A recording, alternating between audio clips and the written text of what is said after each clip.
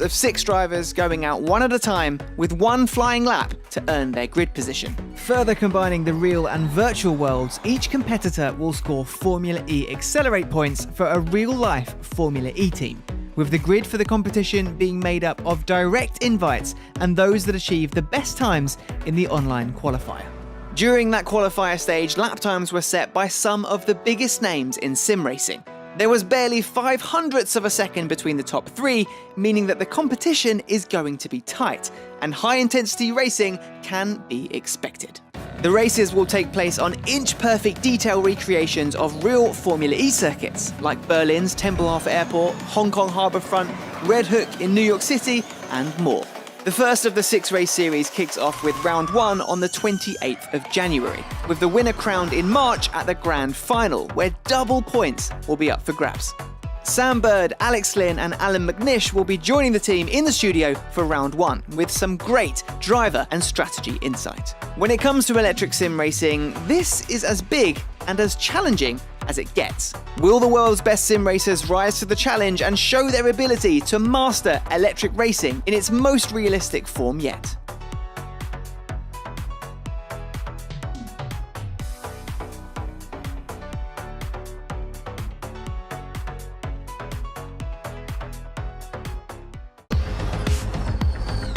The future of racing is electric. The future of racing is electric. Motorsport is in an important phase of transformation. We see more and more racing series going electric. Well, the future of racing at the top level is certainly moving towards fully electric, pushing the boundaries of what's possible as always. The trend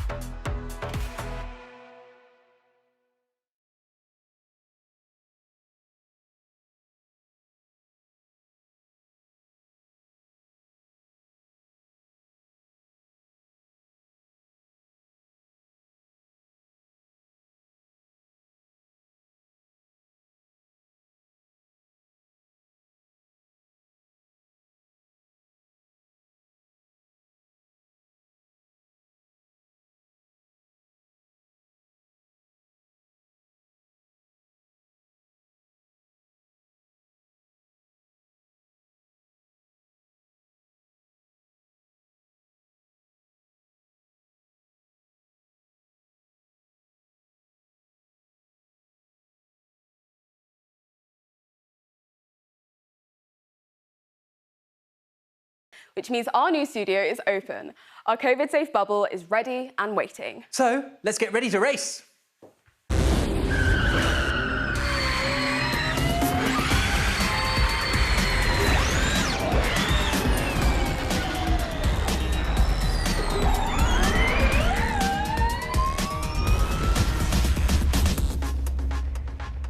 Hello, yes, we are live, we're in London, and we're ready for round 2 of Formula E Accelerate. I'm Darren Adetossier. And I'm Jack Nichols. Thank you so much for joining us on this Thursday evening. Wherever you're watching from, whoever you're rooting for, let us know. We'll do our best to respond to questions and shout-outs across all of our socials. Yes, and you've already been getting involved using the hashtag FEAccelerate.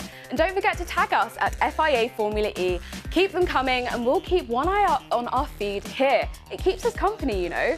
And speaking of company, we are not alone here in the studio. We have Oliver Roland and Charlie Martin, plus we'll be joined by Roger Griffiths down the line. So if you have any questions for them, get those in too.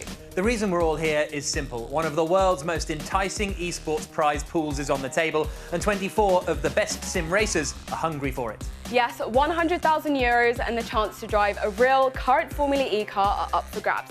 The racing takes place over 6 rounds between now and the end of March. And this is already round 2. In the next approximately 80 minutes, that's an entire session of qualifying and an entire race in this show. The prize fight will take one giant leap closer to the final bell. So buckle up, Formula E Accelerate is coming at you fast. And in case you missed round 1 last Thursday, don't panic. Here's Jack to bring you up to speed. Round 1 of Formula E Accelerate took to the streets of New York City, with our 24 drivers battling it out in a 25-minute race in the Big Apple. The race gets underway in Formula E Accelerate. In the opening corners, pole sitter Erhan Yayovski used his elbows to keep the Audi of Manuel Biancalila at bay. They're still side by side for the lead, and somehow Yayovski is going to just about hold on in front, I think. Very, very tight between them. And from there, it was a tale of the attack mode strategies, as the leading pair activated the higher power setting on lap 3. But time would tell whether an early activation would bear fruit. Graham Carroll and Kevin Siggy activated attack mode just 2 laps later and immediately benefited from the extra power boost, as first in Vision Virgin Racing's Carroll made a move on second place Biancalila. Carroll goes to the inside, Biancalila squeezes him, but Carroll is through, gets it stopped, up into second place. Then he was followed by Race at Home Challenge champion Kevin Siggy in a like-for-like move at turn 1, promoting the BMW I Andretti. Mercedes-Benz EQ's Bono Huis followed past the Italian minutes later, again with the aid of attack mode. Biancalila is continuing to slide backwards a little bit, while ahead of them, Yayovski continued to stretch his legs. In the final laps, the North Macedonian held a 4-second lead for Rocket Venturi Racing and had conserved enough energy to ensure a strong finish while the podium places were fought out behind him.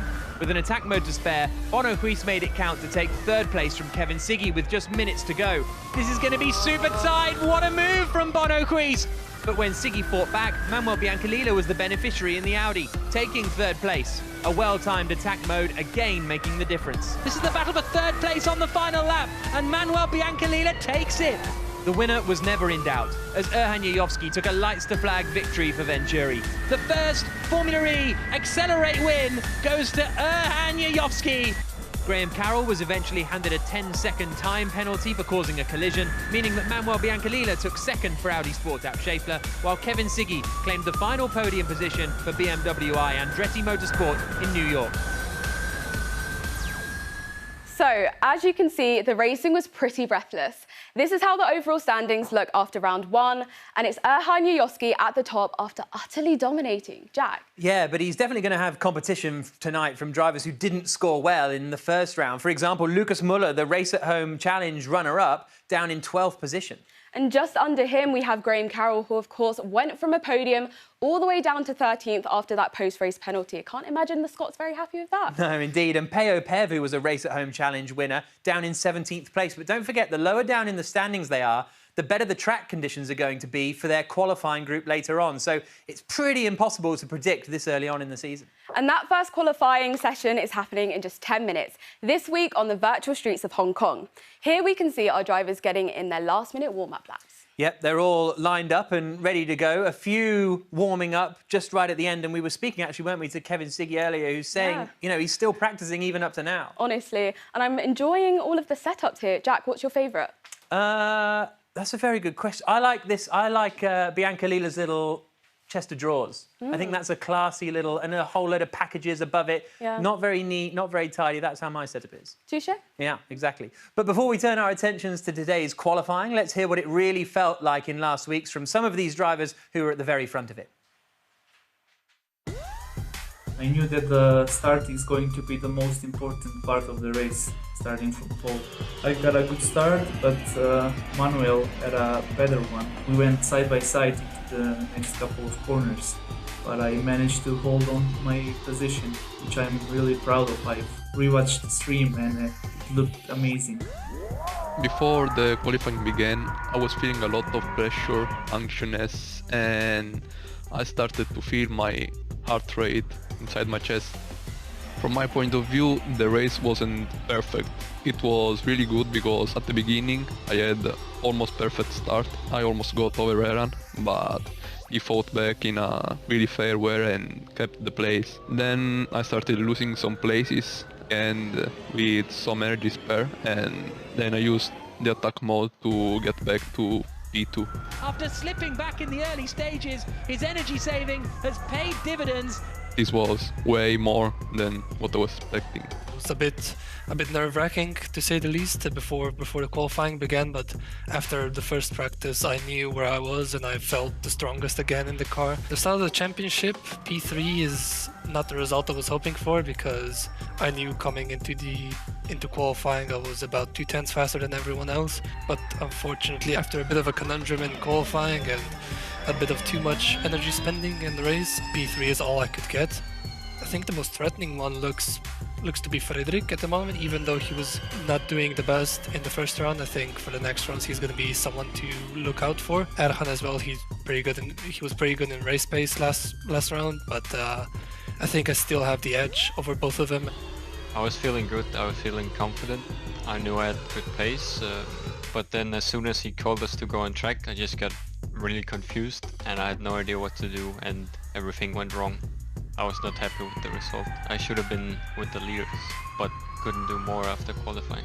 The attack mode and energy management, it was a bit tricky at first, but it's basically just like saving fuel, which I've done a lot before, so it was pretty easy. And attack mode is good, it helps with overtaking, makes it easier, makes better racing. They're still side by side, all the way through the back corner. Rasmussen's got ahead in the Dragon. It's really competitive. It's my first rFactor race, so there's some new people that I'm racing against that I haven't raced before, but everyone is pretty fast in this series. Erhan Yayovsky across the line, celebrates in style, and he looks relieved and delighted with that win. I was aiming for top 5, but I'll take P1 any day of the week. There he goes. So you can see just how much it means to these drivers. And that's just 4 of our 24, just like in the real world. Each car on that grid has stories to tell from that race. So make sure you look at their socials. Some of them are streaming on Twitch tonight, which will be fascinating to watch in the next hour or so. And a reminder, the real grid of Formula E drivers will play a part. When Season 7 gets underway in 3 weeks at Diriyah, the class of 2021 will also be competing in special driver sim races, with their results counting towards the team's title in Formula E Accelerate. Yeah, that's a really cool concept, isn't it? Formula E has been blurring those lines between the virtual and the sim world for years now. And speaking of the real world, we have some breaking news about the Rome circuit. Yes, we do. Here's a look at the new layout announced yesterday. It's still in the same EUR district of Italy's capital, but its new extended layout will make one of Formula E's most popular tracks even more intense. Yeah, it keeps some of the original circuit, but where it used to start here at turn 15 and go straight down, hairpin back up, it now has a shorter hairpin, and then we loop a lot further up north around here, and this is going to be the start line just before turn 7. So there's a lot of new track, basically, and one man who might be able to tell us more about it, he finished 6th on the original circuit last time out, is Oliver Roland.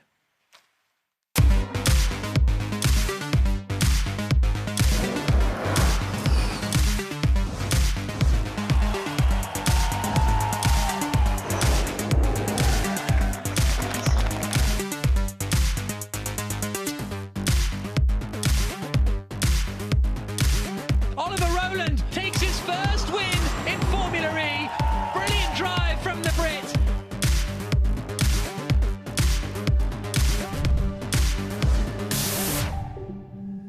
Delighted to have Oliver Roland with us in the studio. Oliver, if anyone looks at your Instagram, a lot of cycling. A lot of cycling in your flat. Has that been fun? Yeah, I mean, to be honest, I never used to be a big fan of training, to be honest. But I think lockdown's given me that chance to sort of explore new things. I was getting out on the bike more in October and November, but obviously it's pretty cold now. So I've been, trying to do as much as I can, on the bike at home. And you're racing a little iPad thing. Are you racing like against other people, or is that just like to motivate you? How's that work? Yeah, so that's like a Zwift, it's called. So basically, you can go on different routes. So I can go around London, and it's like going around London, or I can go even in Yorkshire. There's some nice routes that they used in the Tour de Yorkshire. So yeah, I've just been using that. It's just a bit more interesting. You can hook up with friends. So my trainer sometimes comes on with me, and we cycle around. Okay. Are you competitive in that when you're racing your trainer, or not too fast? I'm competitive. You get these little stars on the left if you do a good job. So I'm always trying to get the stars, to be honest. Okay. He's still a little bit faster than me, so as long as I can get the stars, I'm happy. Okay. Right, always on the hunt for gold stars. Yeah. You deserved a gold star after your performance in Berlin at the end of last year. First win in Formula E. Is that going to kick you on, do you think, for this third season? Because you've sort of had 2 years of learning the ropes. How do you judge yourself going into your third year? Yeah, I think, the first year I was obviously clearly very fast, but made a lot of mistakes. But I think, moving into last year, I showed a lot more consistency. I was a lot calmer. I had a couple of crashes at the start of the year, but then I sort of built into the season, and obviously getting the win in Berlin was fantastic. And yeah, I'm hoping to move on into this season and really get some good results. Is that something that has kind of been there throughout your career, the sort of mistake side of it, or is that something that came because of the nature of Formula E, do you think? No, it wasn't. But I think when you come into Formula E, you have to really find the limit. You know, you have to push as hard as you can to really, you know, get the most out of the cars. And you know, they're unpredictable with the brakes and things like that. So I think that crept in, and obviously trying to keep up with Seb and lots of things going on. You know, it's easy to get ahead of yourself. And I think with more experience, you're a little bit more calmer, and it just becomes a bit more natural. Is Seb the toughest teammate you've ever had? Yeah, I think so. As an all-rounder, yeah. Obviously, he's very fast, very consistent, works extremely hard with the team, prepares himself very well. You can't really leave a stone unturned with him. So yeah, it's interesting and good fun. Well, success in the real world, success in the sim world, in the Race at Home Challenge as well. Please head over to the simulator and show us around this Hong Kong circuit that the drivers are going to be on a little bit later. He's in the pit lane at the moment, and then he'll head out onto the track. And this is a track where what would you say you've had success at Hong Kong in the past, or you were leading the race at one point? Yeah, I think I've been there once in reality. We started on the front row and I was leading until Sam caught me he caught me into turn 1, and then I got my full course yellow button stuck on. But that was pretty good. And then I did the Race at Home Challenge here. But turn 1 wasn't very exciting in that race. So yeah, obviously you've got the start line. You come off the back of the last corner, so you try and carry as much speed, and then you're down into sort of quite a heavy braking hairpin here. Lots of chance to overtake, and especially the start is going to be very interesting here, especially in the sim world. I think last time I did that, I ended up piling into loads of people. So heading on down into turn 2. It's quite high speed here, with a heavy braking zone again, quite bumpy. As you enter in, you've got to watch out that you don't carry too much speed and catch the wall on the exit. But there we're going to see plenty of overtaking and probably some energy saving in the race. Quick chicane here, which in the sim is extremely easy to tag either wall. So we could see a bit of a pile up there. If one person makes a mistake, then nobody else will be able to avoid them. Through turn 5. Down the hill into another hairpin here, another small overtaking opportunity, and you've got attack mode on the exit here. So how difficult is attack mode here? It's not that difficult to make, but we may see that as people are trying to take it, they might get tagged on the rear. So that could be quite interesting.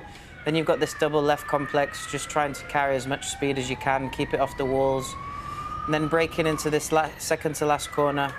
You want to try and keep it quite to the right here, so you can keep it almost flat throughout the last corner and carry as much speed as you can through here, and then keep it out the wall.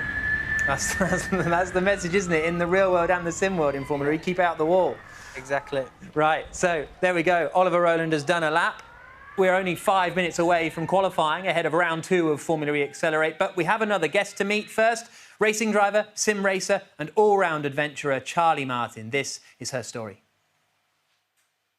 For me, racing is about changing people's perception of what it takes to get behind the wheel and breaking the mould. It's always a surprise when I tell people I'm a racing driver. I always thought it was something other people did, guys mainly.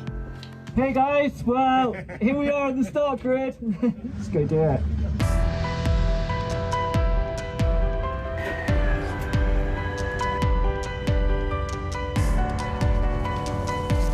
I have faced quite a bit of adversity being transgender in motorsports. Everything from small things to pretty big things. You know, it's not like I go into situations and I want to just tell everyone that I'm transgender, but I mean, I've raced in teams where that was very much the elephant in the room. When people understand the situations you've had to deal with and contend with, that really changes their whole understanding, their whole opinion. Once you achieve that, that's how you really start to create big change in society.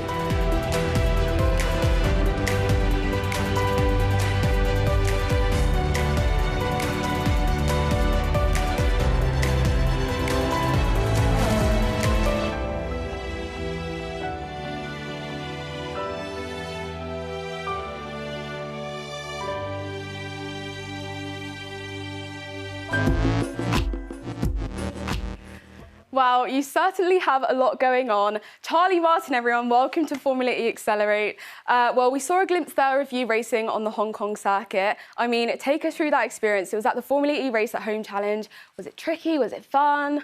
It was a lot of fun, but Yeah. I'll be honest, it was tricky because that was my first real venture into professional esports racing. And I really was jumping in at the deep end. When you look at some of the competition, it was, yeah. And I mean, I think one of the things as well, when you're used to racing in the real world, I found that I actually got a bit more nervous sitting in the sim, knowing that it's being broadcast and people are actually watching you as you're racing. And things like the qualifying, you know, having one lap as well. It's a lot of pressure. Yeah, and let's talk about the competition. You've obviously raced among several of the 24 drivers who are in this series. I mean, just how good are they? Incredible. I mean, they are like machines. They're so consistent, so fast.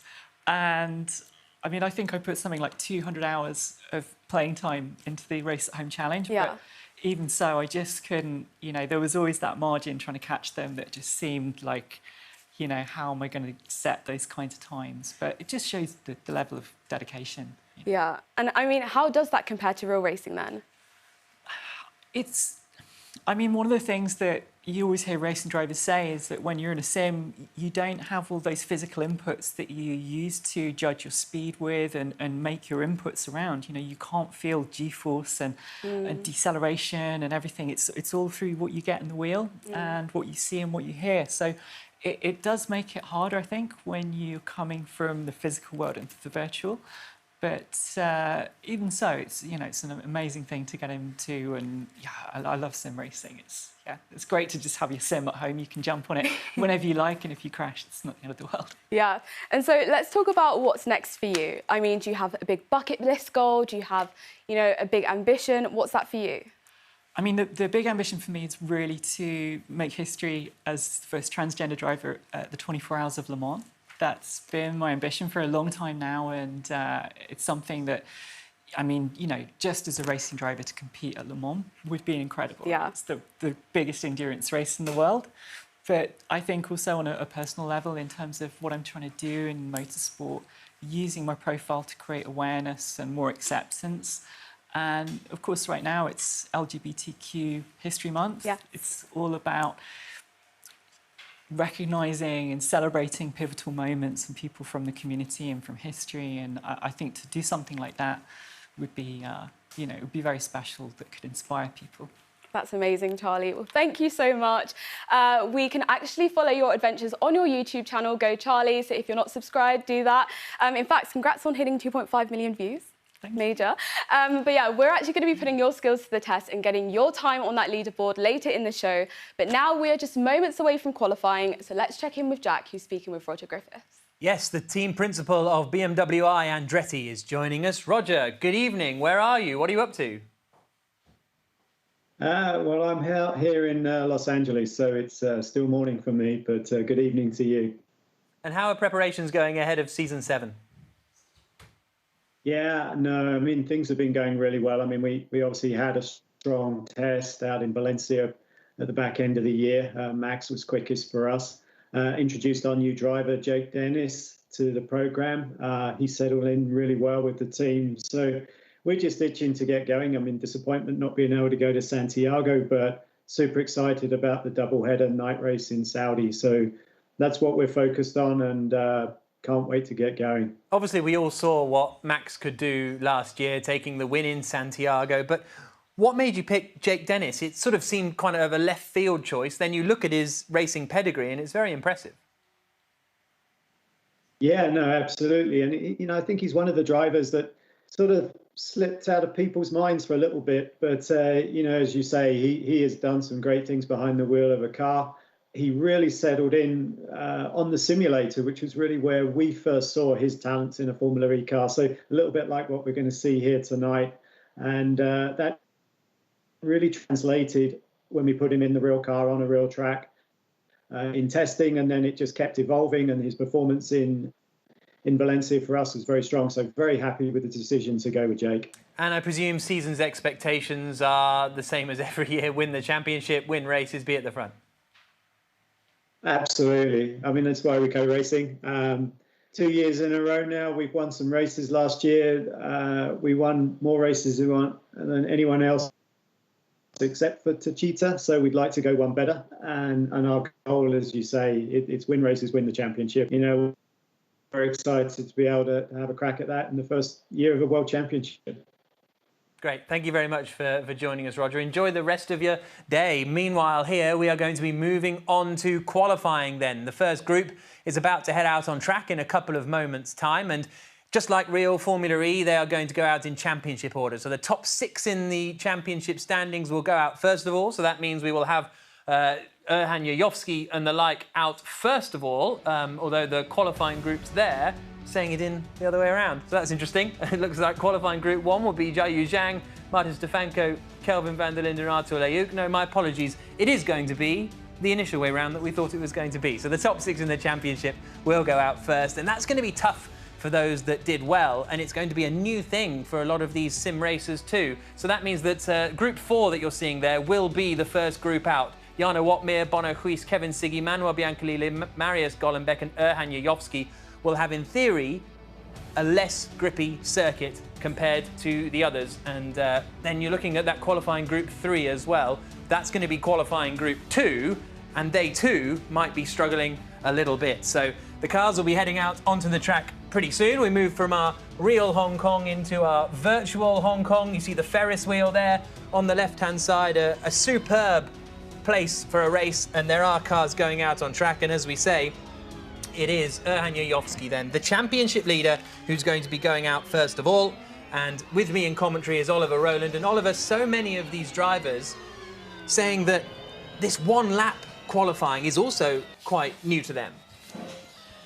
Yeah, I mean, especially in Formula E, you know, I think the big thing is the amount of pressure you have to do one lap, especially on a simulator around walls like we see, is very tricky to put everything together and not make a mistake effectively.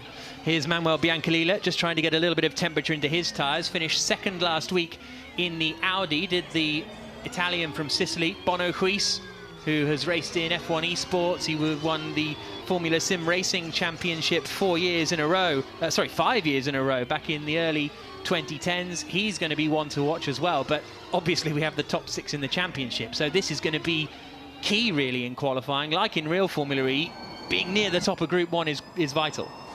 Yeah, exactly, especially with the track evolving. You know, if you end up in the bottom 3 in Group 1, you know it's not going to be a good day at the office. Indeed. So no super pole in this qualifying session. It is just 4 groups, and then the grid is decided. Here comes Manuel Biancalile then, up towards the right-hander at turn 2. That's Hong Kong Station on the left-hand side. Back end slides out a little bit. Here's Yayovski, pole and the win. Last time in New York, only took pole by less than 1/10 of a second. That's how narrow the margins are. Oh, little clip of the wall, but they're so close to the wall. Yep, in a bit deep into the next corner as well. And then as we see again, they're a little bit wide. But you see these guys really pushing the limit. They know when the track's not rubbered in, that they're going to have to find the limit, and they're going to have to take that extra bit of risk to be at the front. Yayovski does have the fastest first sector, but by 1/10 or so over Siggy, Huis and Gollenbeck. And Opmeer, all of them doing a 24.3 in the first sector. His middle sector is looking strong as well, although Siggy has just gone quicker. So Biancalile goes to the top of the times, 58.451. Yayovski beats that by a couple of tenths of a second. Bono Huis next across the line for the Mercedes team. He slots into 3rd place. The other Mercedes of Jarno Opmeer, he comes through in a couple of moments, and we'll see where he slots in. Gollenbeck goes into 2nd place. Siggy's gone into 3rd, but once again, those top 3, less than 1/10 of a second between them, but it is Erhan Yayovski that has got the fraction of a second advantage. Yeah, great first sector. You know, you can see gained 1/10 in the first sector, and then Gollenbeck actually had purple sector 2 and 3, but very close, and yeah, very good job. So Erhan Yayovski on provisional pole position at the moment, still another 18 drivers to come, and with the track conditions improving, it's going to be fascinating to see what happens. But it is Erhan Yayovski then, who after the first group of qualifying is on provisional pole, just 1/2 ahead of Marius Gollenbeck, who was impressive actually in qualifying last week. He managed to qualify 7th on the grid, which was the highest of the Group 1 qualifiers. Kevin Siggy 3rd, Biancalile 4th, Opmeer and Bono Huis 0.3 of a second away for the Mercedes-Benz EQ team, the team who are lying 2nd in the team's standings. So Yayovski on provisional pole, but we've still got a lot more drivers to come, Darren. Yes, we do. I mean, Erhan Yayovski, a brilliant result indeed on the provisional pole. Obviously, last week he was the race winner. So it's going to be interesting to see, will he do it again this week? Charlie, what do you think? Yeah, I mean, he looked like he had just the right balance of pace and aggression in the car there. You know, he was just, a few times he had it stepping out, but he managed to rein it in, keep it tidy. And I mean, the track here as well, it's so, we saw with Bianca Lila, you know, just lost a bit of time coming out of that last corner onto the straight. Yeah. So important to get a good exit there. And we just saw him getting a bit of a drift on. Yeah. I remember from competing here last year, it's so easy just to, yeah, just get the back out that little bit too much, and you just watch your lap time drop away. It's yeah. It's a lot, but I know that Kevin Siggy isn't too happy with that. We saw on the bottom of his webcam that he was a bit frustrated. I mean, understandably so. I mean, all the emotions that are going through. Take us through what that's like. You know, getting into this whole kind of one lap, one shot qualifying, it's so intense, and especially when you see the drivers, you know, in that installation lap, trying to heat their tyres up. I often found you could, you know, you really struggle sometimes to get the same amount of temperature as you'd have after a few laps. So there's always that bit of doubt, perhaps coming into that first braking zone on the first lap. Yeah. You're going to lock your tyres up, you know, you don't want to get a flat spot. All these things going through your head. It's a lot of pressure to deal with, and yeah, you know, Kevin Siggy, fantastic driver, but maybe just buckling a little bit under pressure, who knows? Yeah, and looking at this lap, so where is that moment that you spoke about? Yeah, so it's coming down the main start line into this T1. You've got, you know, it's a big braking zone, and I say if you've not got quite as much temperature in your tyres as you'd hoped for, it's so easy to have a big lock up and overshoot this corner, and straight away then you're in the wrong frame of mind because you know you're trying to fight back and claw back that time over the lap. Yeah. You know, it can all kind of unravel from there, really. Yeah. Well, let's see how the second group of qualifying get on. Jack, Ollie? Thank you, Darren. Yeah, they're heading out onto the circuit now. Keep your comments coming in on YouTube as well. Mr. Coffolino says, are they interviewing in a kitchen? Welcome, Charlie, you made it. Yeah, we are in a kitchen, actually. We're in the Formula E offices. That is a tap you can see behind Darren, but I was going to make a tap dancing joke, but I'm not going to. Let's move on. Group number 2 is out on circuit. There's Risto Capit. There is Lucas Muller, second in the race at home challenge earlier on last year. And this is Freddie Rasmussen. Now, he really feels like he should be at the front of the order. Last race was his first race on rFactor 2, and he is the reigning F1 esports champion. So expecting big things from him, but he kind of didn't know the rFactor procedures, basically, last time when he went to qualifying. Yeah, it's tricky to keep up with all the procedures before the race. I think we heard Siggy saying that he expected him to be extremely fast before the race started. Not to mention we got the two Nissan boys in this one as well, so there we see on screen Jan supporting my outfit, so yeah, hopefully they get a good lap together. Is he in your car? Yeah, he is. Yeah, he is. Oh, lovely. Beautiful helmet. Oh, yeah, we get the full helmet experience as well. Here's Lucas Muller through turn 1. That rear end action, the big swings from the rear, is quite unique to the Formula E car in the game. Yeah, you can gain a lot of time in rotation by almost handbraking effect around the corners. You'll see it on the two big hairpins, mainly. You know, you can rotate the car and then get a straight drive off the corner. You gain a lot down the following straight as well. There is Jan van der Heijden as he comes through the middle sector. A little bit of a nudge on the wall on the exit. He's not too far away after sectors 1 and 2, so we'll see where this is going to slot the German. Interestingly, nobody beating the pole time from Q1 either at the moment on this lap. Van der Heijden slots into 4th position in the Nissan. The other Nissan of Gassner, he goes up across the line into 8th position, so a bit slower than Van der Heijden. Here comes Muller, a good middle sector for Freddie Rasmussen, and he goes 2nd. So the Dragon of Rasmussen goes into 2nd place, just 300ths away from Erhan Yayovski. Muller goes 11th. Gassner remains in 12th, so I imagine he made a mistake out there, did Gassner, because he's a very experienced racer, and that is the end of the runners in Group 2. But impressive from Freddie Rasmussen. That's where he thinks he deserves to be. Yeah, absolutely. Great lap. You know, he put himself right in the middle of Yayovski and Golombek, so already shaping up to be a very good and interesting race.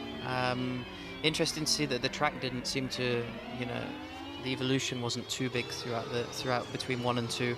Usually in reality we see now groups 3 and 4 step it up again, so it'd be interesting to see if we have any any surprises. I think we've still got some fast guys coming. Here's a look at the results then after 2 qualifying groups. Erhan Yayovski at the top of the times, Freddie Rasmussen in second place. I should clarify, teams champion was Freddie Rasmussen with Red Bull for the last couple of years. Jarno Opmeer is the reigning drivers champion in F1 esports, down in 9th place, but 0.3 of a second separating the top 10. It's incredibly tight. If Yayovski can hold on to that pole position, then it's going to be very, very close. Jan van der Heijden is under investigation, perhaps for the wall riding that we saw on the exit of the left-hander, but we'll wait and see whether the stewards come back with anything there. But Erhan Yayovski still holding on to pole position, but it's so close there in the top 4, separated by less than 1/10 of a second. Very incredible and stuff indeed. I mean, Charlie, Jack said, what was that, Jack? Wall riding. Wall riding. Could you please explain to us what that means? Yeah, that's when you'll see the drivers coming out of a corner and they're literally just using they're just brushing the sides of the track, where they can use that to, I suppose sometimes you'll see it where, you know, you can touch that and it will slow the car down quite a lot. But sometimes the drivers can just touch it and it doesn't really impact their overall speed. And they're kind of, you know, perhaps using that a bit to an advantage. And clearly we saw, Jan van der Heijden perhaps exploiting that a little bit. So Yeah. I'm sure the judges will be watching for that. Yeah, definitely. And we saw a great result from Fredrik Rasmussen, who of course had the fastest lap in open qualifying for Accelerate. Good stuff from him. Yeah, incredible drive. And we just heard Jack, I think, saying that this is only the second time he's driven on rFactor too. So Yeah. just showing, I mean, yeah, you know, how talented these drivers are. They can just jump on any sim and adapt to it straight away without any real any difficulty. It's, yeah, incredible to see. Really is. Now we're going to go over to Jack and Ollie with Group 3. Thank you very much, Darren. Just 12 drivers left to go. Can any of them challenge Yayovski and Rasmussen? In Group 3, we have some contenders. Graham Carroll is one of them here in the Envision Virgin Racing car. He was 3rd on the grid last week, having been in Group 2, so he's going to be fired up as well. After a post-race penalty for contact with Kevin Siggy, he was dropped down to 13th in the results. So he's a driver who has got the pace. There is the man from Edinburgh down in the bottom left. There isn't going to be a penalty for Jan van der Heijden, so that means we might see Ollie's helmet towards the front of the order in the race later on. But I think Carroll is the big man. Oh, someone's gone straight on down at turn 2 there. Someone's mortared it, but I think he is going to be the man to watch, Graham Carroll, in this session. Yeah, you'd have thought so. You see them warming the tyres up quite aggressively. It might be a reason why we saw one of the cars going off. It does give you quite a big advantage on these types of qualifying sessions where you've got to go out and push straight away. Arav says, why do you like Freddie so much? It's Jarno's second time as well. Okay, well, we'll give Jarno Opmeer some love too, but he's 9th at the moment. Freddie Rasmussen's 2nd, so that's why he gets more of the love at the moment. Here's Lorenz Herzing in the Venturi. He spends his days as a paramedic doing his national service in Austria, and then is sim racing in the evening. So great to see Lorenz Herzing out there. Let's keep an eye on Graham Carroll's lap times, though, because he is going to be one of the men to watch. Kuba Brzezinski in the Jaguar is just coming through the right-hander, then swings it into this sequence of left-hand turns before he comes out and across the line. Here's Graham Carroll now, just coming down into 2 at Hong Kong Station, and his first sector's okay. Not bad. 24.3. It's in the mix, but it's the middle and last, I think, that'll be where there's a lot of time to be gained. Brzezinski across the line, 8th place. So he goes behind Ollie Pakala, who slots into 7th position. And then we've got Lorenz Herzing, who goes into 12th spot, ahead of Muller and Gasner. We've got Nikodem Wisniewski out there. Pave only goes 13th. He was disappointed after making a mistake in qualifying in New York, and that's why he started so far down the order. Peter Berliak 10th. What can Graham Carroll do in the Envision Virgin Racing car? Cuts the timing beam, and it's 5th for Carroll. So he gets up there in the top 5, does the Scot, and Nikodem Wisniewski is the last across the line and slots into 9th position, the Polish racer who won the virtual 24 Hours of Le Mans towards the end of last year. So Graham Carroll, the best qualifier from Group 3, Yayovski still on pole position, Rasmussen, Gollenbeck, Siggy and Carroll the top 5, Capit, Van der Heijden, Ollie Pakala, Nikodem Wisniewski and Kuba Brzezinski the top 10. And then outside of the points-paying positions at the moment were the rest of the order of Biancalila, Berliak, Otmar, Huis, Herzing, Pev and Muller. So here's a look at the order at the moment. Still 6 more drivers to run. But again, it's incredibly tight. Less than 3/10 now between the top 12. I mean, it almost comes down to luck when you get to this level, doesn't it? It's like the real thing. Yeah. 3/10 off and you're 13th, you'd be pretty disappointed. But yeah, no, it shows the level that these guys are at. It's fantastic to see. Yeah, it's just like the real thing with Car 22 under investigation as well, isn't it? Yeah. So, Erhan Yayovski still, Darren, holding on to that pole position, but only just. That's really interesting, actually, because you would expect, because of the track evolution, that Group 3 would be, climbing more towards the top. But Group 1 and 2, they're doing really well. I mean, Charlie, why do you think that is? Yeah, exactly. With more rubber down over the period of the qualifying, that's what you'd expect to see. The time's climbing, but, I mean, yeah, Yayovski clearly just posted an absolutely blinding lap first time round. So interesting to see. I mean, when we look at the drivers, I thought it was, I didn't quite see whose car it was that went straight on actually on the installation lap over at turn 2 where you've got the big braking zone into the right-hander. And I wonder if that would have been Lawrence Hosing because, he finished quite a long way down the order, really. And if he put a flat spot on his tyres, that could have really played to a bit of a disadvantage over the lap. Yeah. Well, now over to Jack and Ollie for Group 4. Thank you very much. So Dilbag Gill is getting stuck into the YouTube chat now as well. The team principal of Mahindra, he says, could you ask Jack as to why Mahindra is looking sketchy today? You're the boss, Dilbag. You're the only one who can answer that one, I think.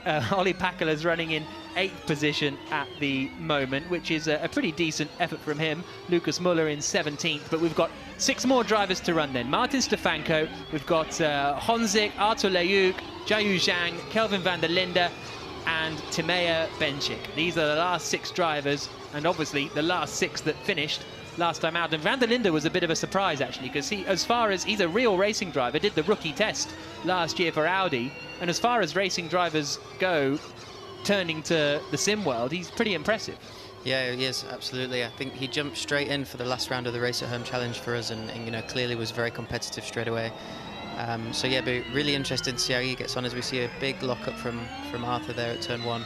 Yeah, that's not ideal. He had a throttle issue last time out, did Artur Leyuk. There you can see him in the bottom left. This is the last race he's going to be doing from his home in Lille. After this, he's going to be doing the races from the DS Techeetah factory, where he is the sim driver. He's not going to be doing it in the full sim there, but he'll be on a little rig that they have set up, and he's 4/10 away pretty much in Sector 1 because of that mistake at Turn 1. Yeah, losing a lot of time there when you lose the rotation. It's like we spoke about earlier when you see the cars over-rotating almost. That's the fastest way to get these cars around the track. Martin Stefanko for Jaguar is on a reasonable lap here. He's done an OK Sector 1 and an OK Sector 2. He's got a shot at the top 10. Through the final left-hander comes the 22-year-old Czech racer. There you see him on the left-hand side. Goes up into 5th place. Good lap, great lap. I think it's the fastest final sector of anyone for Martin Stefanko, the former F1 esports driver for the Haas team. Artur Leyuk comes across the line and finishes 21st. Van der Linde must have made a mistake because he's a second off in 21st position. Timea Benchik in 23rd place. And here's Jiayu Zhang across the line. He goes into 23rd position. So that's the conclusion of qualifying. Once again, it's Erhan Yayovski on pole position. Freddie Rasmussen, though, right with him at the front. The top 4 separated by just over half a tenth of a second. It's incredibly tight, and as these drivers are finding, like the real world, once you throw attack mode into the mix, it gets very complex indeed. So here's the top 12. Yayovski on pole position for Rocket Venturi Racing with the Dragon of Freddie Rasmussen behind. Marius Golombek 3rd in the Porsche. The BMW of Siggy is 5th. The Jaguar of Stefanko is 5th. When's the first repeat car? I think that's going to be... Are they 12 different cars in the top 12? Jaguar, I think. Oh yeah, maybe Jaguar have got 2. You're right. So that's how tight it is across the teams as well. Manuel Biancalila, he's gone under the radar a little bit. 2nd in the championship, 2nd in the last race, only 12th on the grid. Further down the order, you've got Petter Berliak and Jarno Opmeer with Zhang and Benchik bringing up the rear. So, a very entertaining qualifying session. Another pole position for Erhan Yayovski. He seals that pole. He will start from the front. He gets the 3 points that go with it as well. So that means he's on 31 points at the top of the championship, 12 points clear of Biancalila, and 15 points clear of Kevin Siggy. So, okay, we're only in round 2 of 6. We haven't even had the race yet, but that's a very, very strong for Erhan Yayovski, a very strong position for Erhan Yayovski to be in, the former World's Fastest Gamer 2 finalist. And now we can hear from some of our front runners with Derin. Erhan Yayovski, well done, congratulations. Hopefully you can hear me, no technical difficulties this time. All good? I can hear you loud and clear. Amazing, love to see it. Well, you made that look really easy. Was that actually easy for you? No, definitely it wasn't easy. Like nailing the lap, especially being in the first group when the track is the slowest, getting pole position is for me a big deal, and I'm really happy for it. And do you think you can convert it like you did last week? I hope so. It's gonna be tight going into turn 1 because it's a really tight hairpin, and anything can happen. But I'll try my best to defend my position. Well, all the best. But how's energy management? For this track is a bit easier because mainly compared to the last round is there are more slow corners, so energy management is a bit easier. Brilliant. Well, thank you. Good luck and all the best for the race. Oliver, how did you find that? Yeah, it was great. I think, you know, the level in terms of lap time is incredible. You know, I think you see 3 tenths between the top 15, there's 2 tenths in the top 10. It just shows how focused and committed you have to be to get to the top. And it's great to see all these guys, you know, we know the level that they're at. You know, they're extremely competitive, and yeah, I think the race is going to be very interesting as well. Yeah, very impressive stuff. And speaking of very impressive stuff, I actually have some questions here from the Allianz Ask Me Anything. We've got quite a number to get through. So first things first, let's start off with a question from Stuart McNally asking, what are your cats called and do they want a play date with our cats? Really random question. Do you know Stuart? No, I don't know. But do you even have cats? Do you have I have 2 cats, yeah. I put them on my Instagram a lot, so I've got the tabby one's called Frank and the ginger one's called Charlie. So Frank for a cat? Yeah, Frank and Charlie, yeah. Okay, interesting. Lawrence Robbinsbird has asked, what's the most challenging part of being a racing driver? I think one of the most challenging parts is obviously the pressure that we have to perform. You know, we have to be there week in, week out, and if we don't do the job, we're letting a lot of people down. And then probably also the travel schedule. You know, in a normal season, we're spending a lot of time away from home, from family and friends. It can be a lonely place at times. So, yeah, I would say those 2 are probably the biggest 2 things. The next question comes from... No, I want to get this name right. Okay, just to avoid, you know, butchering the name, they've asked, who is the best driver you've raced against in any racing series? Yeah, I've been asked this a few times. I think, obviously, Formula E aside, I'll go to the junior formulas and things like that, because I think in Formula E, there's so many top-level drivers, it's very hard to say. But I would probably have to go with Leclerc. When we raced together in Formula 2, we battled for the championship, and for his age and relative experience, he did a mega job. You know, there was never a day where he was sleeping, so I would probably have to go with him. Amazing. And on to the last question. It's from Kaylee on Twitter, who has asked, would you rather live in a house made of cheese or a house made of hair? Really random questions for you. Probably cheese. I spend half my life cleaning the cat hair out of my house. So So I'd probably go with the cheese as long as it's not too smelly. Awesome. I mean, Jack, what would you do? I think cheese, although I think before too long I wouldn't have a house left, really. That's the problem. Thank you, Oliver. Thanks for all your questions. Keep them coming in and look out for another Allianz AMA call-out next week. Here we have the social wall, so keep your eyes on everything here. We got a little message from Eduardo Mortara. Oh, look, there's me. Wow, this is very meta, and a load of track guides from all of the teams. So keep your eyes peeled on that. Get in touch using the hashtag Formula E FE Accelerate. Now, every week on Formula E Accelerate, we get all of our guests to set a lap time on the New York City track. Our next guest doing that is Charlie Martin, because at the end of the season, this lovely wall will be filled with lap times. Ollie will have his go at the end of the show, but it's up to Charlie now to do a lap on New York City. That's where we did the first 2. So if you want to head out onto the... Has he put the wheel up again? No, Is that what you're about to complain about?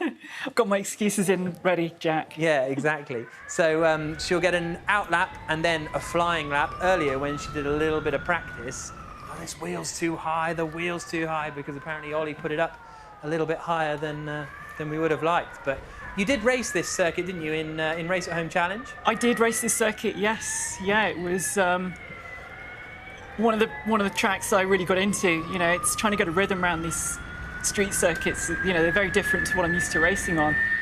Can be quite tricky, but yeah, I like the. Well, when you start your hot lap, I promise I won't talk to you, so you don't need to worry about that. It's quite the skill, isn't it, talking and driving? It is, yeah. Clearly, I've not mastered it. No, exactly, but that's fine.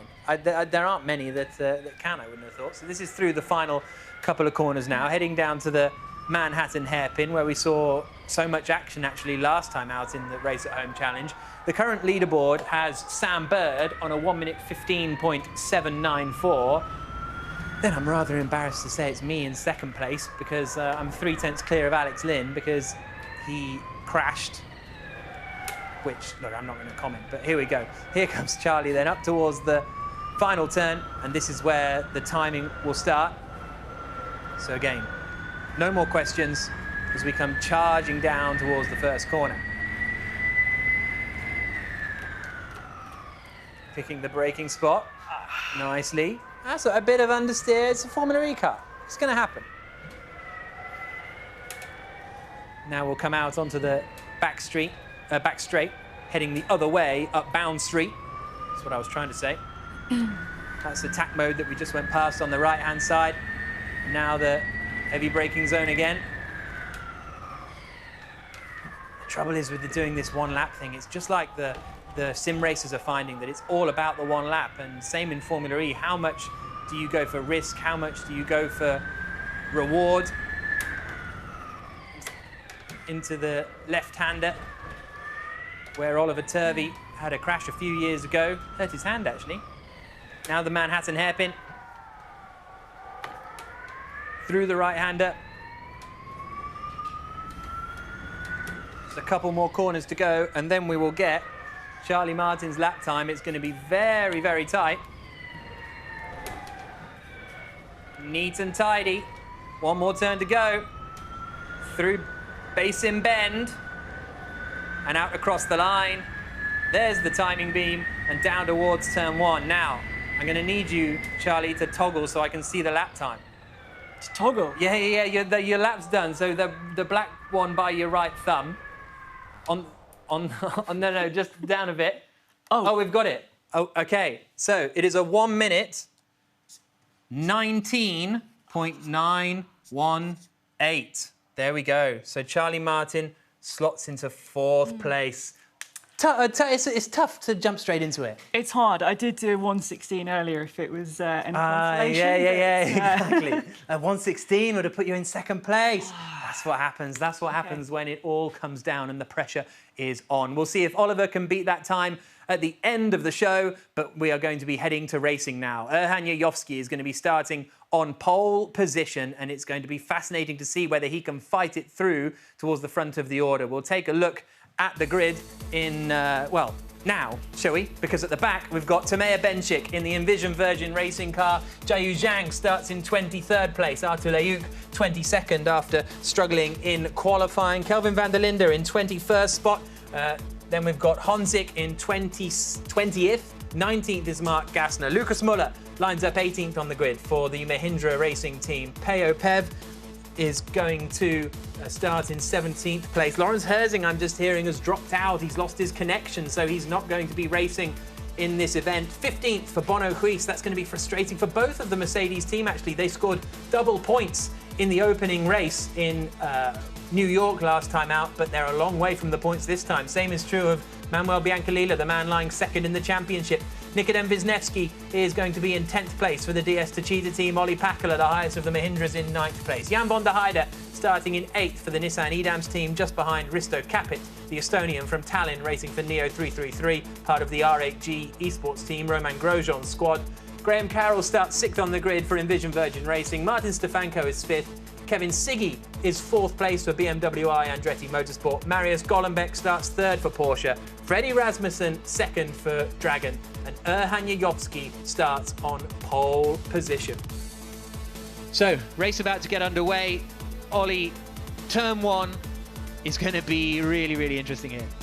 Yeah, it's very tight with a very slow minimum speed, so I'd be surprised if we don't see a little bit of a pile-up here. I think generally the sim racers tend to be a bit better than the professional guys when it comes to this sort of thing, so hopefully they'll all behave themselves. So Oliver Roland, the Nissan Edams racer, with us for commentary on round 2 of Formula E Accelerate that's about to get underway. On the right-hand side, on pole position, is Erhan Yayovsky in the Venturi car. Freddie Rasmussen in the white and red Dragon machine is alongside him. Marius Golombek and Kevin Siggy are 3rd and 4th on the grid. This race is going to be 25 minutes long. The drivers have to use attack mode. They also have to save energy in order to get to the end of the race. Here come the lights. Round 2 of Formula E Accelerate is underway.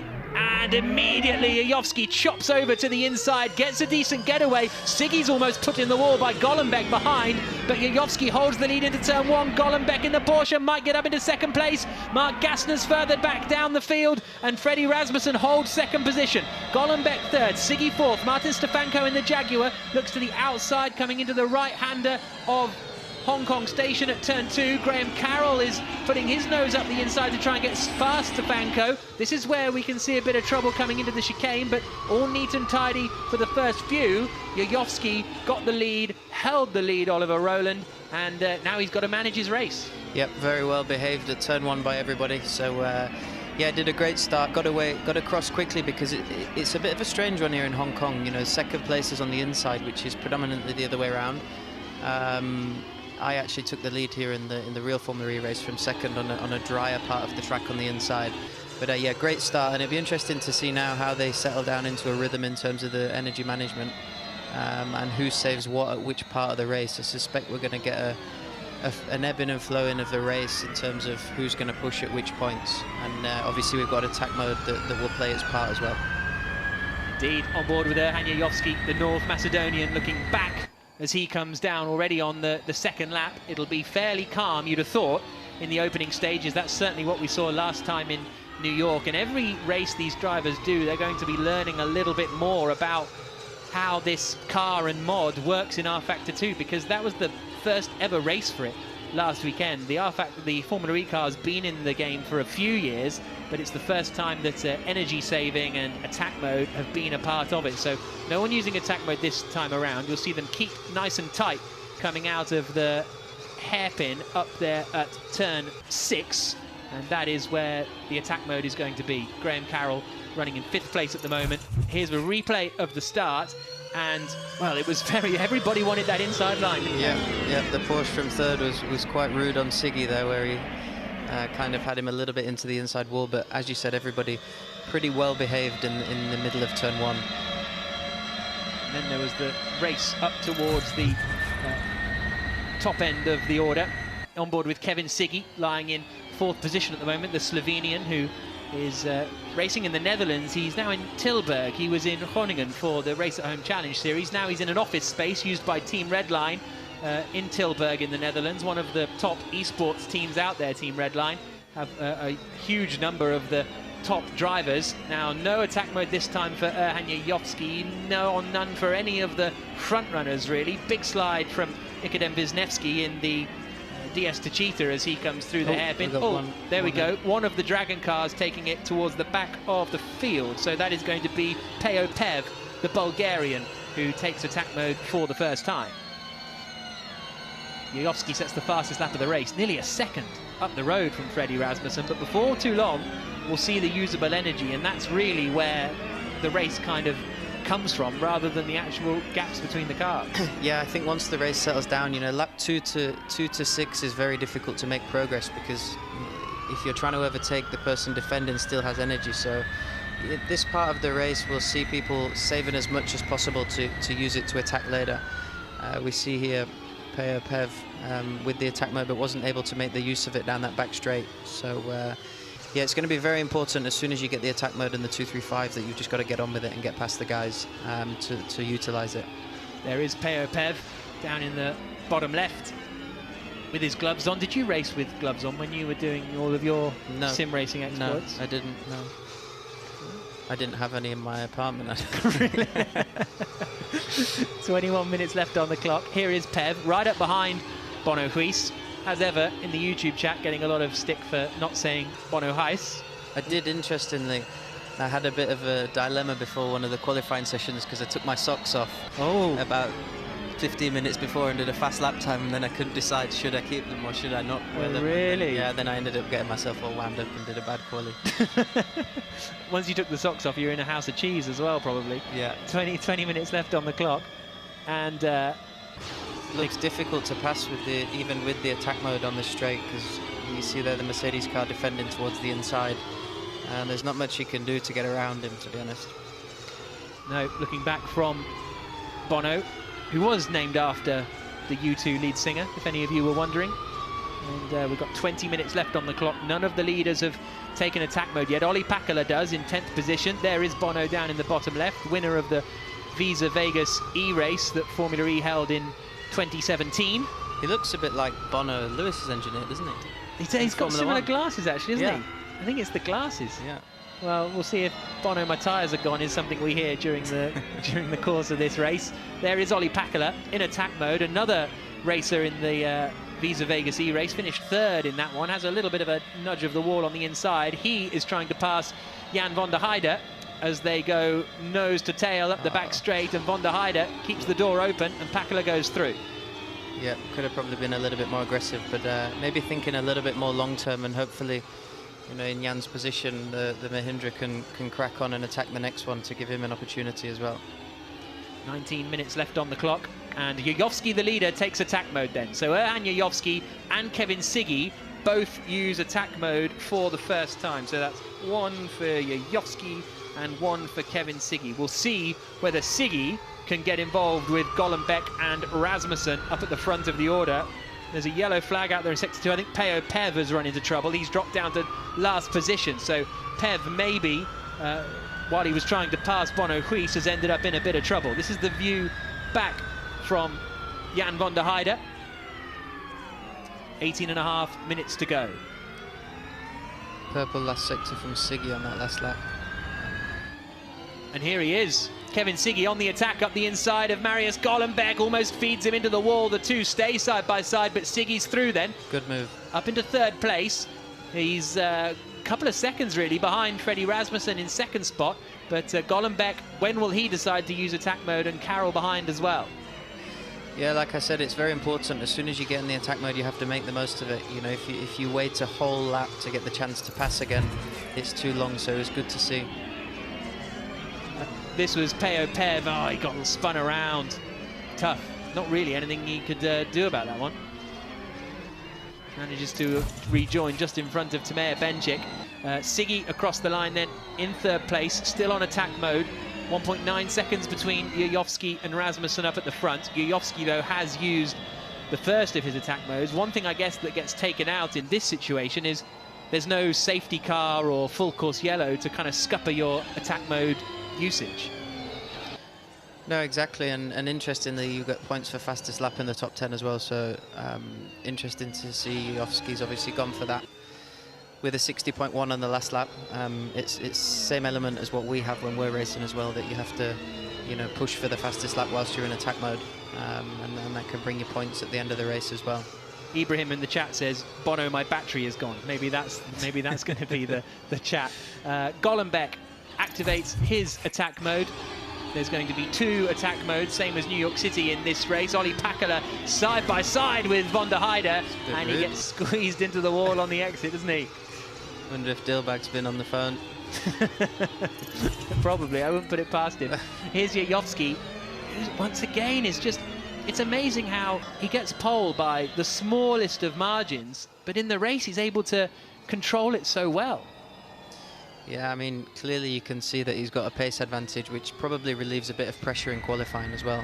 You know, you can go out and not have to push 100% to do the lap, and then it's more consistency as well. So, yeah, doing a great job out front, not making it that interesting for us, but I'm sure he's happy out there. New York certainly came towards the end of the race. There's Risto Capit down in the bottom left, the previously mentioned Estonian who races for Roman Grosjean's team. Grosjean's been a big part of this, and he's just been announced as racing in IndyCar in the upcoming season. So best of luck there, Roman. 16 minutes left on the clock, and Capit is right up behind Stefanko. Rasmussen in attack mode now. It'd be interesting to see what pace he has. Of course, we're seeing Yovsky pull away, but could also be an element of the guys behind trying to save towards the end of the laps, end of the race, so that they can push on. So let's see now what he can do under attack mode. 10-second penalty for Kelvin van der Linde and a 5-second penalty for Lucas Muller, I think, for incidents on the opening lap. So that's going to affect their time, although I don't think they know that until after the race. Here's Marius Golombek. So he got overtaken earlier on by Kevin Siggy. Now Golombek is in attack mode, trying to get back past him. Rasmussen's in attack mode too, but Golombek's about to run out actually and hasn't been able to make that place back. Interestingly, Rasmussen 1.5 seconds faster than Yovsky in Sector 1 on this lap. So it could be an element of him saving his energy towards the end. Another 0.3 in Sector 2, so the gap's down to 1.6 from 3.6. So we could still have a race on our hands here for the lead. 15 minutes left on the clock. We'll keep an eye on Rasmussen's time. He comes across the line and it's down to 1.5 seconds, the gap to Yovsky in front. This is Marius Golombek in the Porsche. We're watching in 4th position, and also keep an eye on Graham Carroll in the Envision Virgin racing car, the purple machine behind the Porsche, because he's activated his attack mode and is still got a couple of minutes left on that, so might be close enough to make a move on Golombek. Here is Freddie Rasmussen in 2nd place, 15 seconds left on Yovsky. Racing in a very dark room, Rasmussen. That's always something I find interesting. Some drivers, look, I don't find much interesting, admittedly, because some drivers like to race in a really dark room and some like to race in a really bright room. Did you have any preference? I think. Well, let me guess, you had no blinds or curtains. No, I had blinds, and they were always closed because I didn't want a reflection. But yeah, I can't remember. They weren't that great, so I think I always had a bit of light in the room. And you had to stream as well, so you couldn't switch your lights off. Yeah, exactly. Your adoring fans aren't like that if it's just in the dark. Rasmussen across the line, 1.5 seconds the gap. Here comes Carroll then, he's still in attack mode, coming down to turn 1, and he looks to the inside of Golombek, and Carroll is going to get 4th position here. Golombek swings it wide, but the Scot is through. Golombek down to 5th. Stefanko now in the Jaguar is going to be coming up behind him before too long, although he's not in attack mode at the moment. So I don't think Carroll's going to have enough to catch Siggy, but 13 minutes left on the clock. Yovsky doing well. Carroll is climbing up the order, to be perfectly honest, because he's going to run out of attack mode in a minute, but then the top 7 or so will have used their first attack mode, all of them. Yeah, interestingly, chipping away. I think, you know, Golombek will be slightly disappointed that he's not given away 2 positions, but could have probably been a little bit more robust with his defence, especially with Siggy in the first one, and then again with Carroll. It's important to obviously not lose too much when you've got guys around coming with attack mode.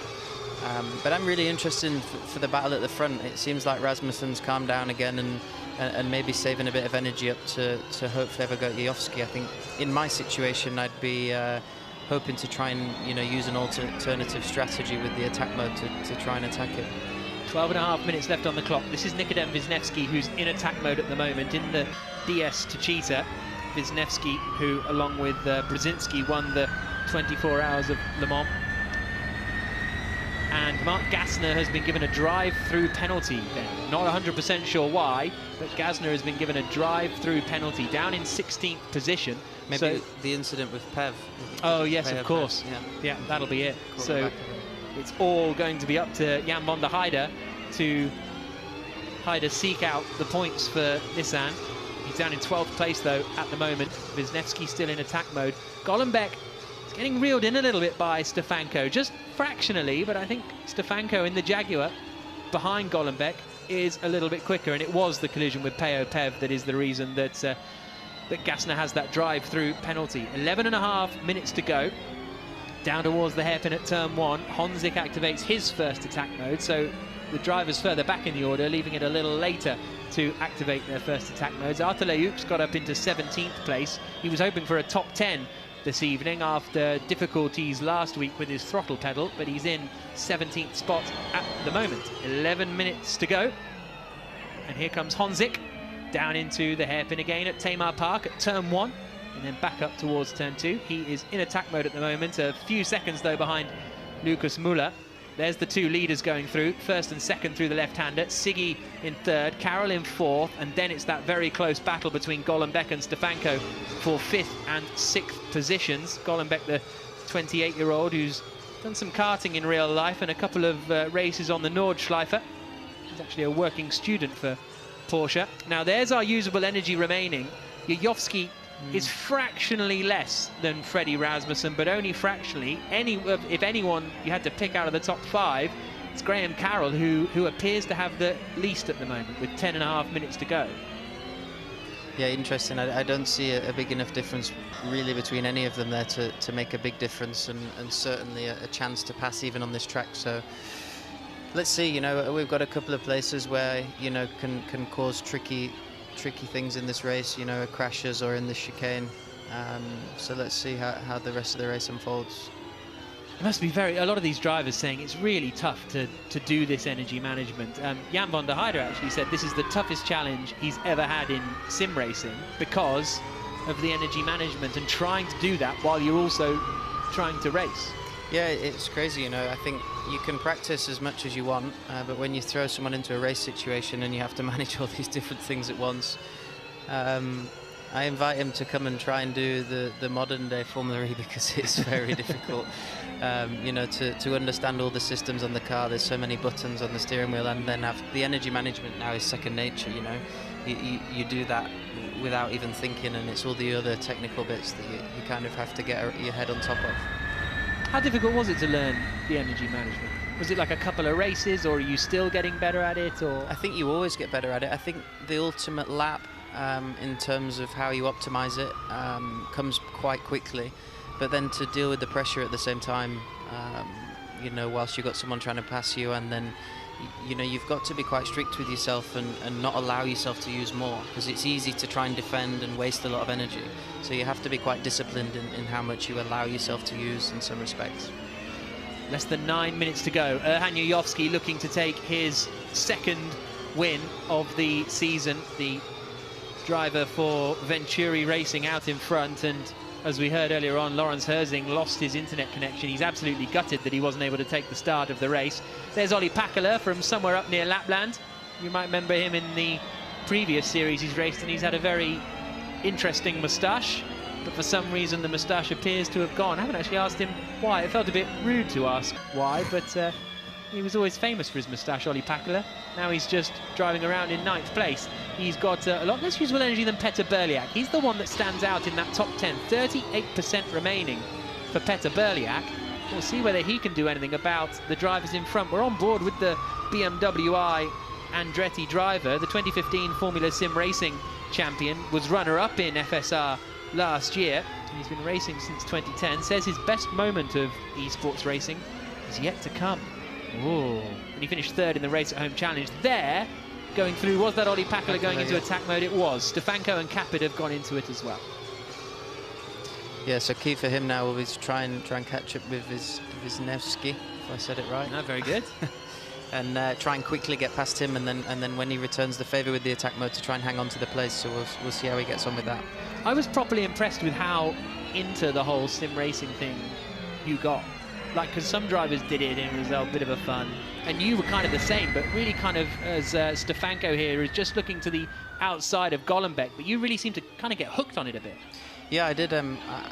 I had a lot of time, obviously, with lockdown, and I think some of the drivers have kids and things like that, so they have to spend a lot more time with them, but I couldn't stand to be bad at it. And clearly I was trying very hard, and I wasn't very good in the beginning, so I made it you know, a conscious effort to make myself competitive, and I think that's a bit, you know, how most racing drivers are. You know, I think you saw some of them just weren't bothered because they just knew they were never going to be, they didn't have the time, so then they're going to pretend that they're not bothered. Yeah. Whereas I knew I had the time and I didn't have that excuse, so I couldn't say that. There we go, an insight into Roland's mind. Here we are with Martin Stefanko looking to the inside of Golombek down into turn 1, still decides against it. You can see Stefanko in the bottom left. You see he's painted his wall green behind him, which presumably is for when he's doing his streaming. He can put something full on. Jaguars back. Yeah. in the bedroom. Yeah, exactly. British Racing Green on the wall. Here he goes now, past Golombek, much more usable energy, and cruises past coming into turn 2. Although no British Racing Green on the Jaguar cars in Formula E. They're called phosphor blue and graphite grey, I believe. Oh yeah. Yeah. Although I think they might have changed the grey, and I'm going to get a text any moment from the Jaguar PR. Just you wait. 6 minutes left on the clock, and Ollie Pakala's in his attack mode. Golombek attacks his second attack mode, then uses his second attack mode to try and get back at Stefanko. A bit disappointed, Golombek. I think when he watches this back, he could have been more aggressive. You know, he's clearly actually got a reasonable amount of energy left, but it's quite straightforward to defend down that back straight. I don't think they can drive the whole way around the outside of you, and at some point you have to keep them behind, because he's going to waste lap time now to try and get back past Stefanko, and we kind of saw the same thing with Siggy and Carroll. So I think, you know, in terms of pace, he's probably not the best, but I think he probably could have been slightly more aggressive in terms of how he defended whilst not in attack mode. Interestingly, Rasmussen 1 second behind Jovski as well at the front. Yeah, that's getting very close. Berliak is trying to go around the outside there of Ollie Pakala. He's in attack mode at the moment. They're fighting over 8th position, but here are the top 2. Jovski now activates his second attack mode, but with Rasmussen not too far behind. Graham Carroll does so as well. Wrong on the YouTube chat says, can the commentators read this? Alexander Wood replies, I believe not. Well, we can. 4.5 minutes left on the clock, so good chat with you two there. Right. 2% at the front. Yeah. Oh no, well it was. It's going to be tight, isn't it? Jovski in his attack mode. How close can Freddie Rasmussen stay? He stayed close. In the remaining 4.5 minutes though. I'm guessing it's the same like reality, where you have to have consumed the attack mode when you finish. Yes. Okay, so he's going to have to take it this lap, and it's maybe one more. It's not +1 lap as well, so it's not. No, it's so just 25 minutes. This lap. Yeah, I'd have thought so, because it's going to last for 2 minutes, isn't it? He's going to have to. So if we see anything, it's going to be in the last lap. So here they come into the hairpin right-hander, and there you're absolutely right. Freddie Rasmussen activates his attack mode. He's going to be having it, and you can see the halo light up as well on the right-hand side, just like in real life, as we come down into the final couple of corners. So they're both on similar usable energy. Rasmussen will be in attack mode for slightly longer than Erhan Jovski. It's all going to come down to the final lap, as Oliver Roland says. Siggy and Cowell are in their attack modes. They're fairly lonely in 3rd and 4th places at the moment. Stefanko stayed ahead of Golombek, and that's kind of what you were talking about earlier. When Stefanko got past and Golombek didn't fight it, he then couldn't get past when he was in attack mode. Yeah, for me, if you do a good job at defending when you've been attacked by someone in attack mode, then on this track, if you do a good job, you shouldn't get past. So I think he's going to be a little bit disappointed, without going on about it too much, when he rewatches the race back. So 3 minutes to go. Here is Golombek, who's in the middle of this fight with Stefanko. Now, Jovski out of attack mode. Rasmussen is 1.6 seconds back as they come across the line in a couple of moments. Now, they might get a couple more laps out of this, mightn't they? Because the lap times... 1 minute, roughly. Yeah, so we'll see a few more laps in this one as they come out of the final corner across the line. 2.5 minutes left on the clock, and there's just a second between Jovski and Rasmussen. So this is starting to get tight in the closing stages. There is Freddie Rasmussen in the bottom left, Constructors Champion 2 years in a row in F1 esports with Red Bull, and now driving for Dragon. He's right on the back of Jovski. Yeah, and so this next lap is the most important, because 18 seconds, he's going to have to risk it in the hairpin if he wants to send it. Here we go, 10 seconds left in attack mode for Freddie Rasmussen. This is the opportunity, bit of a slide for Jovski, looks to the inside, he's not close enough. You've got to be rude if you go in there. Yeah. I did it to Daniel Abt. Oh yeah. And he wasn't my best friend for No, there was an amazing onboard shot of that, wasn't there, with you just clattering into the side of him. Yeah. Here they come then, through the final couple of corners with 1 minute and 40 remaining on the clock. He's still close. Yeah. He needs to force it if he wants to pass. Has to force it. Across the line to start the penultimate lap of the race, this. Come on. Down into turn 1. Through the right-hander. Yeah, bad exit. He's not going to be close enough this time to Erhan Yayovski. Meanwhile, it's all kicking off in the middle of the pack. Here's Jarno Opmeer, the reigning F1 esports champion, struggling down in 12th position at the moment. He's in attack mode, trying to get past Kuba Brzezinski for 11th, but look how close the leaders are. Yayovski and Rasmussen. There's the little look from Opmeer. He's going to get rude down at the hairpin, forcing his way past the Jaguar of Kuba Brzezinski. The two going side by side, and Opmeer gets the drive off the corner and has the lead, has the position, I should say. Needs to go in here already. A bit too far back. Yeah, we need to see that from Rasmussen, I think, at the front. Like I said, you have to be quite rude with it if you want to pass on this track. So let's see if he learned anything on the last lap. Rasmussen, after the first race, only has 2 points in the championship. Yayovski at the moment has 31. Yeah, so risk it. So he's risk it, says Roland. Here they come down into the first. He's too far back, isn't he? He's not. Yeah, probably. I can imagine you having this conversation with yourself in the car, like, am I too far back? No, I'm going, oh yeah, probably. Well, it's risk and reward, you know, this guy's going to walk away with 50 points. He's going to be 30 points ahead of you, so I think I'd be at least showing my nose a bit more. Here they come down into the right-hander of turn 2, really the last major overtaking point on the track. Really interesting though, isn't it, that we had such a, you know, Yayovski looked like he had it in the bag, didn't he? Yeah. But Rasmussen has pulled it out of nowhere. Here they come into the hairpin again. Not enough. It's a bit the thing with the Formula E racing on the streets. Once you get comfortable, you lose that level of focus.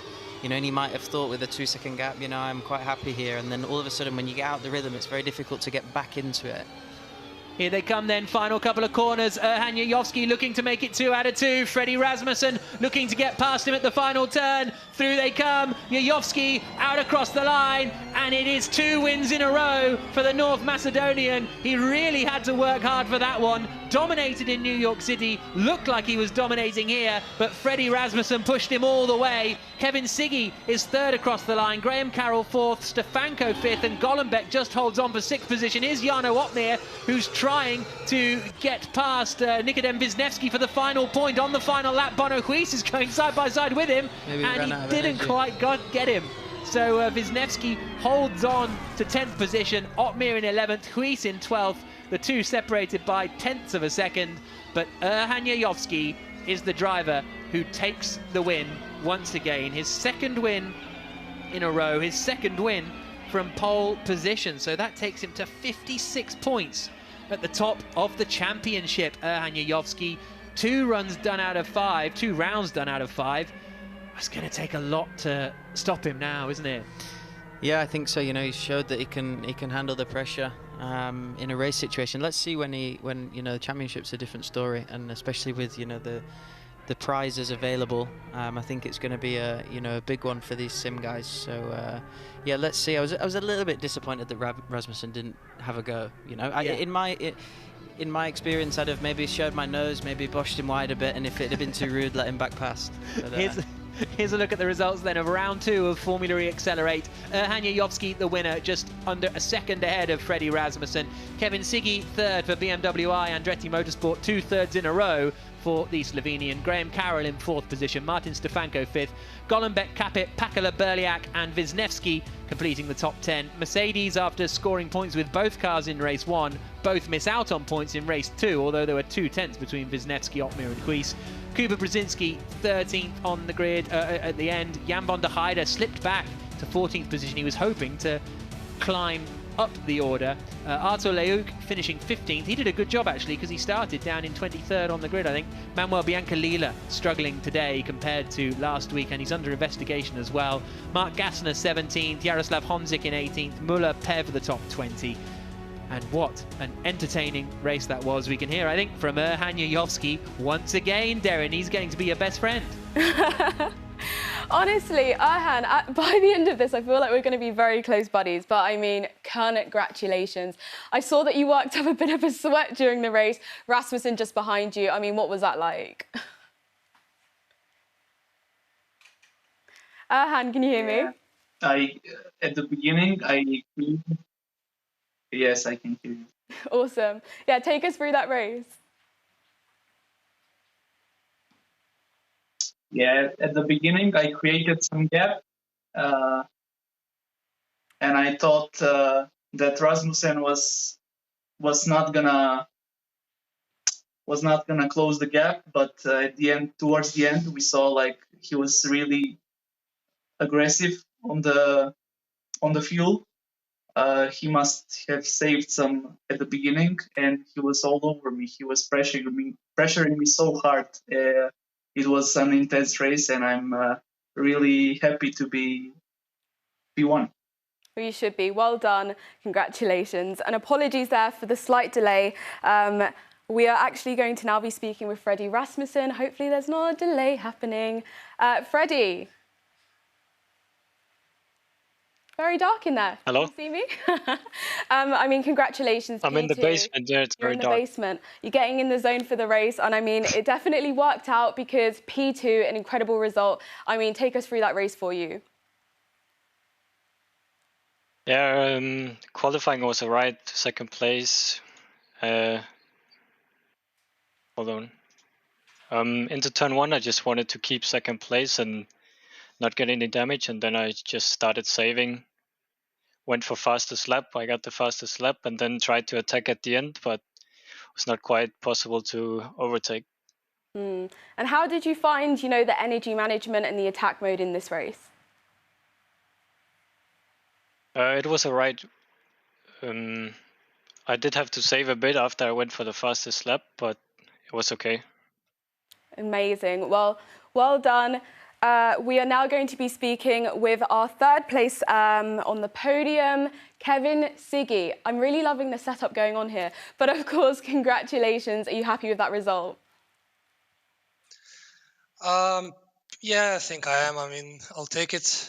It's obviously not the win, which I've wanted and I practiced hard for, but P3 is still solid, still a heap of points, which brings me to second in the championship, I think. So, yeah, not a bad weekend overall. I think qualifying could have been better if it weren't for the final corner. So, yeah, a bit disappointed on that part, but I think I gave it my all. It was super hard because Hong Kong, everyone is just super quick on this track, and I'm pretty much struggling in it. So, yeah, I mean, overall, pretty decent. I'm happy with it in the end. Still a podium. Still happy to be here, and yeah, I'll just do my best to get a better result next time. Sounds great. Thank you for speaking with me, Kevin. So now we are going to be going back to Jack and Oliver with the results, the analysis and the replays. Thank you to our 3 podium winners. Yeah, congratulations. Really entertaining to see that. And I was just thinking, when you were saying Freddie Rasmussen not quite going for it, it reminds me of a lot of his racing in the F1 esports series, where it was a kind of similar story. He'd be right there in second place and just not, you know, and maybe that's playing the long game. Maybe that's the sensible thing to do. Yeah, possibly, but in my experience, especially with these cars, you don't get too much damage. So I'd have probably had a go, and if it had been on the limit to be penalised for it, then maybe let him back past after the corner. That would be my judge on it. I feel like into turn 1 he was sometimes close enough to just release the brakes and try somehow. See what happens. Well, let's have a look at the championship standings then after round 2 of 6 in the Formula E Accelerate series. And at the top of the standings, rather unsurprisingly, it is Erhan Yayovski. Kevin Siggy's quick maths was good. He is in second position. Freddie Rasmussen, even with that one result added to the 2 points he scored last week, is up into third in the standings, but he is 35 points behind Erhan Yayovski. There's only 28 points available in a race event. Manuel Biancalila in fourth, along with Marius Golombek in fifth, tied on points. Huis and Carroll tied for 6th and 7th positions, but you have to think that Yayovski, Siggy and Rasmussen are going to be the 3 breakaway drivers at the top of the championship. Petr Berliak in 13th place, Von der Heide and Nikodem Wisniewski the top 15. And in the teams championship, this is where the real Formula E drivers are going to be racing in Diriyah to add some points here. But Rocket Venturi Racing, like Erhan Yayovski at the top of the standings, second place for BMW, both of them, in fact the top 3, all of their points coming from their one driver in the series, Mercedes-Benz. Their 20 points were picked up in the first race in New York City. So let's take a look back at some of the key moments from that race. As the win for Erhan Yayovski. Of course, in qualifying, he secured pole position. He had less than a 1/10 of a second advantage over the top 3. But once the race got underway, he was super aggressive. down at the start, wasn't he? Because pole's on the outside, but he really chopped over to the inside going into turn 1. Yeah, you have to. I think you know, like I said here, it's a bit strange. You got a short run to turn 1, and they put the pole the opposite way around. But yeah, was very aggressive, asserted himself well, and yeah, never really looked back. Obviously, became under a bit of pressure in the last 3 laps, but held on nicely. And it was interesting. He thought he had it under control as well, didn't he? Even in the interview, he was like, "Yeah, I had it," and then suddenly he was there. It's like what I said, when you really lose that focus and that rhythm, it's very difficult to get it back. And for me, you know, having said that he thought I was comfortable and I was fine is another insight to where he was thinking. And yeah, Rasmussen came back pretty quickly at the end. He had good pace, and even Siggy, you know, he couldn't really keep with him to catch up with the leader either. Yeah, and there was great racing throughout the order, plenty of battles all the way down for all of the positions. We saw that great 3-way fight for 10th place at the line with Nikodem Wisniewski just holding on ahead of the 2 Mercedes. We saw Jan van der Heijden in Oliver's car having some fun out there as well and getting involved in some fights. He'll be a bit frustrated that he dropped back because he wanted to make progress. But again, like last week, his biggest test comes tomorrow when he's up against me in a GT race around Monza, so we'll see how he gets on there. He'll destroy me. But yeah, it was an interesting race for the Nissan crew. Gassner getting a drive-through penalty as well. Did you, when you were comparing yourself with van der Heijden, how were you surprised how far away you were from him? Did you come into sim racing thinking, look, I'm going to be all right at this. I'm a racing driver. Yeah, I think so. To be honest, in the beginning I was far away, but it was actually later on that Nissan recommended that, you know, why don't you guys test together? Yeah. You know, it's going to make you better. It can give them a bit of a reference. And to be honest, by the time we actually started practicing together, we were quite at a similar level. So it was actually really good. We were sharing data. You know, you have Motec on the computer. Yeah. We were learning from each other, and actually it was really useful. And yeah, obviously, you know, I saw the level that he was at, and yeah, clearly some of the others even higher at times. So it's extremely competitive. We saw in qualifying how close it was, and yeah, it's a really fun championship, to be honest. Yeah, well, let's take a look at some more of the action that we saw out on the circuit. It is Muller fighting with, I think it's Mark Gassner here, isn't it, in the Nissan when they went side by side. I know that is van der Heijden, isn't it? It's Olli Pakela and Jan van der Heijden. That was the kind of rude move, wasn't it? And they fought pretty hard. In fact, van der Heijden was trying to make the pass around the outside, wasn't he? Which was always going to be tough. Yeah, I mean, to be honest, looking back at it, you know, it was probably the Mahindra's corner. It's like what I said about Gollenbeck. If you defend that corner well, like he did, and quite aggressively, very difficult to get past. I think obviously it's on the limit on the exit, but when you're on the outside suicide, I think that's what they usually call it, isn't it? Yeah, exactly. Right, well, thank you very much, Ollie, for that analysis. Let's head over to Deryn. There's been a lot of chat, Deryn.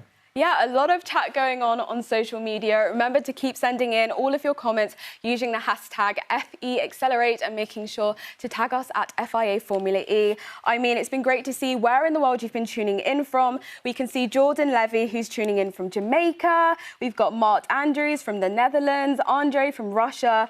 It's really worldwide. And speaking of worldwide, round 2, Hong Kong is done and dusted. That means that we're less than a week away from round 3, so let's see where in the world we'll be going.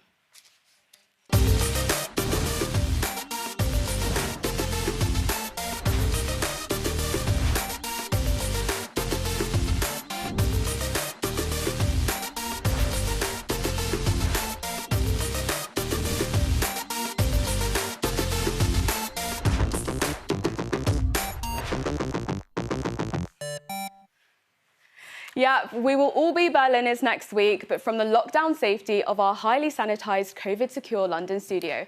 Ollie, you must have good memories of Berlin, both virtual and in person. Yep, virtually I think, did I win both? And then, yeah, I won when I got there in reality as well, so not bad. Great stuff. Yeah, indeed. Well, thanks, Charlie and Oliver, for being our guests this week. But before we go, Ollie's got to set his lap time in the challenge. So head out then on your, what's it called? Formation, outlap, let's call it. But you can see the shoes are off. The shoes are off, Roland, and... Good job I put the right socks on. Oh, really? They're the official Nissan socks. They're the right colours. Bit of merchandise, yeah. Was that intentional? No. Promo in there. Wow, fantastic. So, Charlie, this is the big pressure moment for Roland. How did you find it? Because you said you did a 1:16 in practice. Yeah, I think I buckled in the studio under the camera lights, unfortunately. But I mean, I'm sure Ollie's up to the challenge, but it's tricky. I think one of the things as well, it's when you've got your sim at home, you're used to it, you jump on another sim, and it's all kind of a bit strange. And, yeah. Don't want to damage it on the warm-up lap. Right, well, Roland nearly crashing on the outlap. But you'd ever done that? Crashed on an outlap? No.